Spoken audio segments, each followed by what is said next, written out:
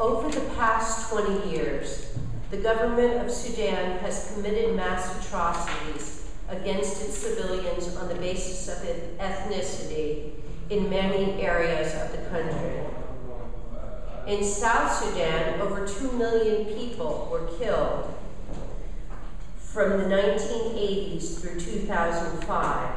During the same period, Nuba people were targeted in South Kordofan, resulting in the deaths of somewhere between 150,000 and 200,000. In the east, and more recently in Darfur, we have seen similar patterns of ethnically targeted violence directed toward tribes considered to be African rather than Arabic. This pattern of ethnically defined violence against civilians represents perhaps the most extensive and most long-lasting state-sponsored ethnic killing since the Holocaust. I'm going to repeat that sentence. This pattern of ethnically targeted violence against civilians represents perhaps the most extensive and most long-lasting state-sponsored ethnic killing since the Holocaust. The killing has been accomplished in one of two ways. First, directly through either aerial bombardment or through use of Sudanese armed forces or paramilitary forces equipped and directed by the government of Sudan.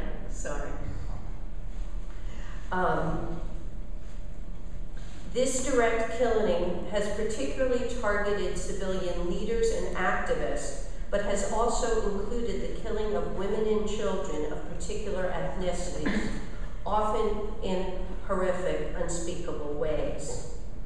Second, and equally important, by imposing conditions of life that make survival impossible, preventing food, water, and medical care from reaching those under siege. A methodology that, when it has an ethnic basis, as it does here, falls within the definition of genocide. In this method, children and the elderly are the most vulnerable, and results can be staggering. In South Sudan, where this method was practiced with particular impunity, many that died did so because of deliberately induced, ethnically defined famine. But the numbers, of course, don't tell the whole story, and I was reminded of this by my colleague who, when I spoke to him today, told me that 2 nephews of a close friend and colleague of his were killed just yesterday in Blue Nile. Unarmed, non-combatants killed as part of this pattern of ethnically defined violence.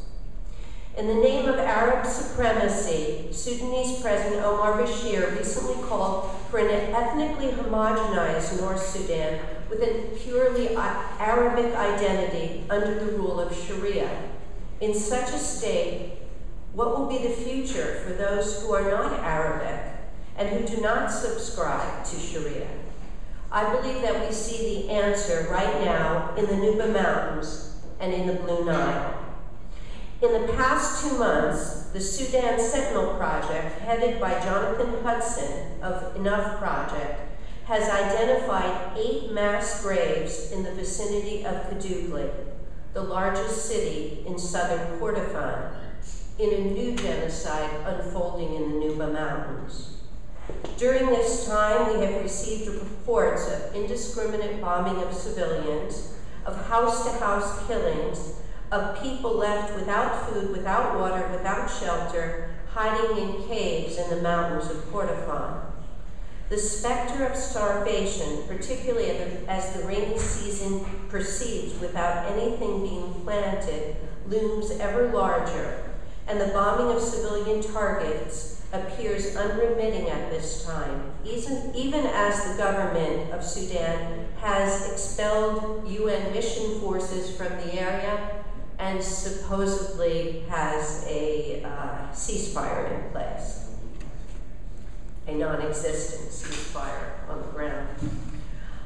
And now, yesterday, we have reports that, as expected, war has broken out in Blue Nile State, a war initiated by the government of Sudan through the bombing of the home of the governor of Blue Nile State. What this will mean for civilians of Blue Nile, we are only starting to learn. I am hoping that some of you from that area can give us more definitive reports. Meanwhile, war continues in Darfur, largely unnoticed and unremarked upon by the international community.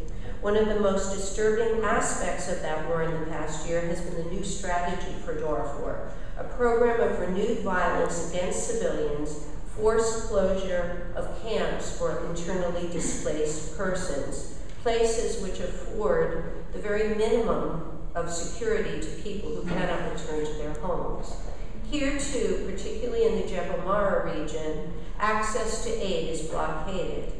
And within Khartoum and other areas of Sudan, there has been targeting of human rights workers, journalists, and activists who face repeated detention, possible torture, and in some cases, even assassination at the hands of the authorities simply for speaking the truth.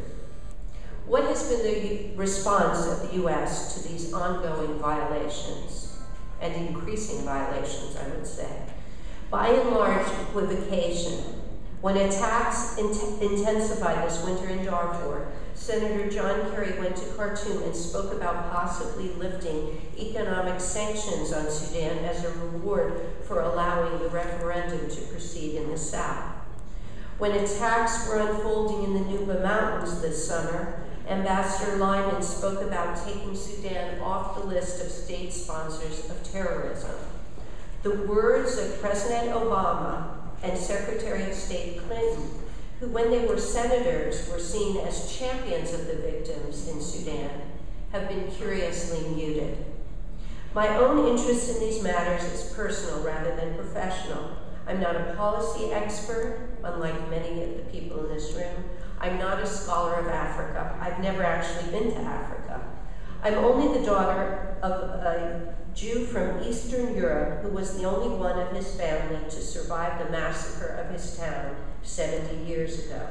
A massacre in which nearly all of the 3,000 Jews of the town were killed, and only 3 survived. In 1993, with a group of 15 or so Jews and non-Jews from the Upper West Side of Manhattan, I founded Jews Against Genocide in response to the killings that were then going on in Bosnia. In that conflict, Bosnian Muslims were targeted by Serbian Christians, but to us it was not important who was being targeted, but rather it was unthinkable that ethnically defined massacres were again occurring in Europe. U.S. policy at that time was complicit with this massacre because the U.S. was upholding the arms embargo in the UN, which prevented the victims from defending themselves. We found, to our surprise, that U.S. congressmen and senators were interested in what Jews had to say about mass killing on the basis of ethnicity. We conducted many demonstrations in New York with Bosnian and later Kosovar Albanian people. And I remember vividly one summer afternoon when we were having a demonstration and suddenly the calls started coming in on the cell phones about a place called Srebrenica, which, as I'm sure you know, was a place in which 7,000 unarmed men and boys were killed in the largest massacre in Europe since the Holocaust. I was very much reminded of Srebrenica when I went to the UN after an email from my friend Esther, who's here with us today, who told me that the Nuba people were coming to the UN that day. and I started to hear their stories. This was in early June. I was reminded of it again when the reports started to come in about thousands detained at Kadugli Airport who have not been accounted for.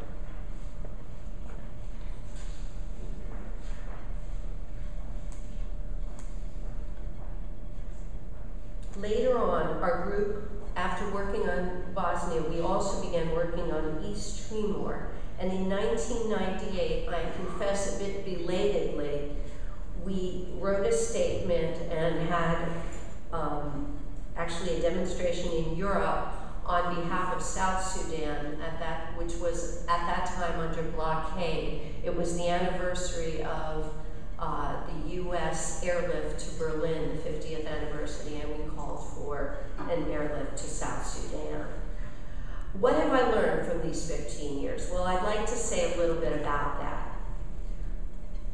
First of all, both the Bosnian and the East Timorese movements, particularly the East Timor movement, was a tiny movement with basically 2 staff people. They were much smaller than the Save Darfur movement, yet I feel they had an important effect on U.S. policy.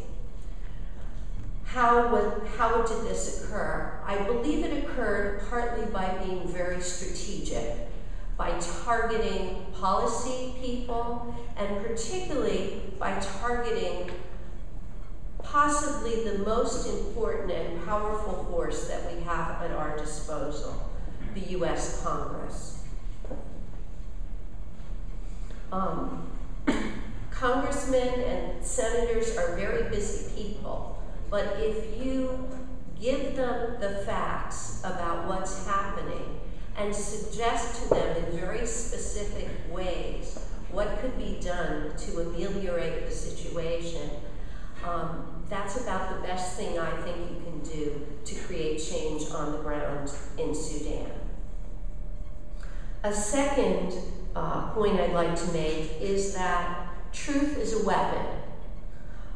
It's very important to document what's going on, to help it get out into the press, to help it be exposed by human rights organizations, to get it to U.S. congressmen and policy people. But it's also very important to get the word out within Sudan. In this regard, I think it's essential that the policy expertise, the observations of what's going on the ground, appear in vehicles that are read within Sudan. Sudan Tribune, Sudanese Online, because it's only by the society there realizing what's happening that we can truly have an effect. And thirdly, I think it's very important that we, American activists, are led by the most astute and most trusted colleagues from Sudan that we have. That's why I'm here, really, to learn from all of you. And we have done several demonstrations in collaboration with the Nuba people, the Darfuri, many demonstrations with the Darfuri people. We will continue to do that. I hope somebody here will announce the demo that's being planned on the 16th of September. We received tremendous coverage from our last demo that we did with the Bishop of Kadugli on the day he was holding a press conference in the UN. It was covered by BBC, by Al Jazeera, and by Sudan Tribune. And I think that it's important to get the words of ordinary Sudanese who have family members over in Sudan, to have them speak about what's happening. Finally, I think we need to hold our own institutions accountable. If the most horrifying reports that I received this summer were some of the personal emails, as well as the Enough Project confirmation through the satellite project of 8 mass graves in Kadugli, some of the most depressing reading and outraging reading for me was the Rift Valley Institute report on the election in the Nuba Mountains. That report concluded that the Carter Center rushed to endorse an election in which there were clearly vast irregularities, and that the endorsement of that election was in some ways a precipitant of the violence that followed. It's really outrageous to me that a former US president gives the imprimatur of respectability to an indicted war criminal who just stole an election. And I really also don't understand why there wasn't a big outcry even before the election to even have somebody like Ahmad Haroun running for office in Sudan. When somebody has an arrest warrant against them, why should the international community simply stand back as he's offered as a candidate in Sudan? So I think we need to be much more proactive, and I think we need to take our lead from the victims. In that regard, I would like to, I won't read it through, but I do have a statement from the Nuba Survival Foundation, which is a group in the United Kingdom, and it is headed by Suleiman Rahal, who is a scholar and policy expert from the Nuba Mountains. He concludes that all Sudanese armed forces must be removed from South Kordofan. A no-fly zone needs to be imposed over South Kordofan. Pressure must be exerted on the Sudanese government to allow humanitarian aid, or as John Pendergast has suggested, to have perhaps cross-border humanitarian aid provided. A political solution must be found for the Nuba people. Immediate investigations and appropriate indictments need to be carried out for those responsible for massacres, and deployment of a neutral UN peacekeeping force needs to take place. We need, though, the Sudanese who are here and all of our Sudanese friends to help us to determine how best and how to most forcefully pressure the Sudanese regime.